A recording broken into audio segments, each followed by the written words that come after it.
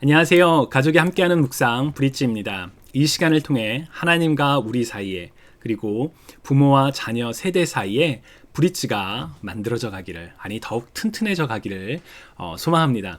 이번 주에 교육부에서는 느헤미야에 대해서 함께 말씀을 나눴습니다. 느헤미야는 이스라엘이 포로 생활을 마치고 이제 약속의 땅 유대로 돌아온 때에 어떻게 보면 마지막 그 시기의 인물이라고 할 수 있습니다. 왜냐하면 이제 느헤미야가 와서 성벽을 재건을 하거든요. 그러다 보니까 느헤미야와 관련된 여러 가지 내용 중에 리더십이 굉장히 강조가 되는 경우가 많습니다.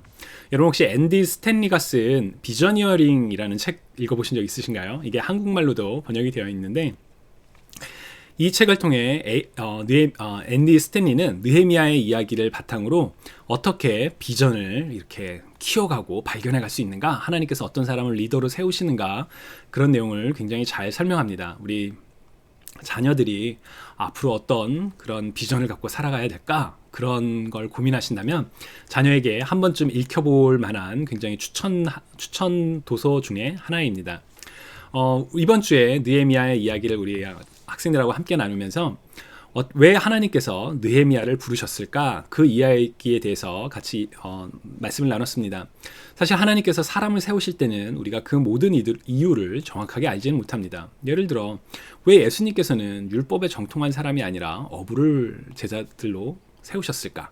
왜 하나님께서는 아브라함을 부르셨을까? 왜 다윗을 부르셨을까? 왜 바울을 부르셨을까? 물론 여러 가지 설명을 할 수가 있죠. 그러나 하나님께서 사람을 부르실 때는 때로는 우리가 다 이해를 할 수는 없습니다. 왜냐하면 하나님의 생각은 우리의 생각과 같지 않기 때문이죠.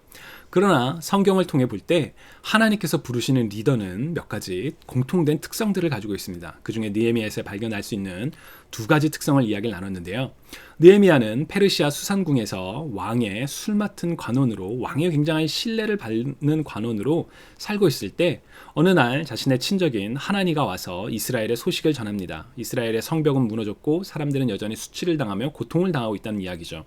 그 이야기를 듣고 나서 느헤미야가 이렇게 말합니다.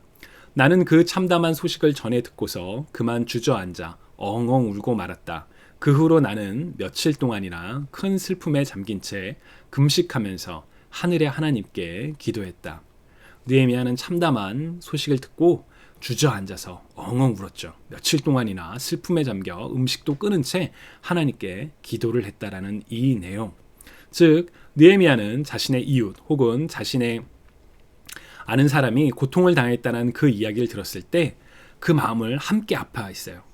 나 멀리 떨어진 무슨 이야기가 아니라 내 이야기처럼 마음을 아파했죠. 그래서 컴패션, 연민의 마음이 있었고요. 그리고 그 아픈 마음이 있었을 때 자기가 뭔가를 하기보다는 먼저 하나님께 기도를 했어요. 내가 능력이 있으니까 이걸 해야지가 아니라 하나님을 인정하고 하나님을 의뢰하는 바로 그런 모습을 보여줬죠. 그래서 이제 학생들하고 이런 얘기를 많이 했었거든요.